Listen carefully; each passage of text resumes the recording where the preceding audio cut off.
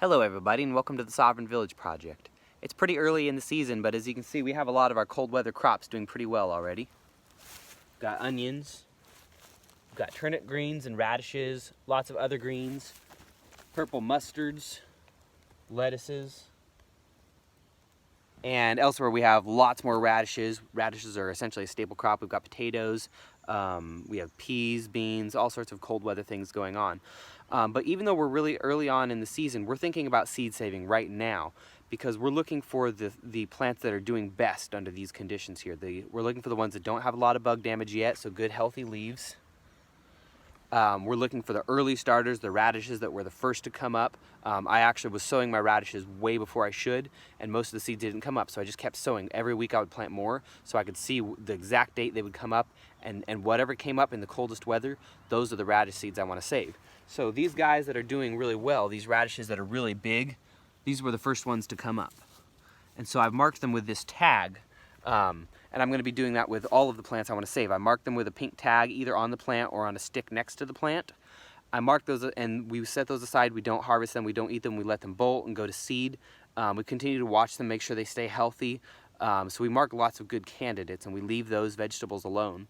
And so what that means is we'll get to save the seeds from the biggest, best, earliest, best tasting, most resilient food. And it'll be adapted exactly for this climate and this land that we're on.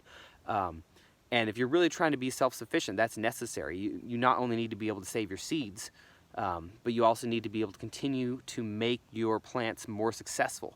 And by doing this, you can build a garden that's increasingly hands-off and less work every year, which means you can get bigger and bigger yields with your time, because your plants just get more, or they get less susceptible to pests, they need less water, they're better flavored, they just adapt to the exact conditions that are on your land, reducing inputs, reducing time, and giving you better fruit and more of it.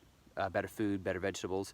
And I think that's a concept that can apply beyond just vegetables, but for today that's all I'll talk about is for these annual crops. I would recommend everyone just start setting aside your biggest and best right now, mark them in whatever way you want to mark them, set them aside, read up on how to gather those seeds. It's easy on most things. There's a few seeds that are a little more complicated, but most seeds are very simple to save and process. Set them aside, find a good dedicated storage space and good containers to put them in. And it can also become a good side revenue.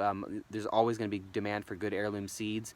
They're a great gift, they're great to have, they're great for networking with other homesteaders. We really all need to be saving seeds and then bringing them to swap and trade it out with people. It's gotten to be where pretty much every interaction I have with like-minded people, I'm bringing a bunch of seeds and some potted plants and some perennials and just swapping out. And I think there's a whole culture of that developing that's really fun. So let's all become seed savers as well as food producers. In the meantime, everybody stay safe, be well, and happy homesteading.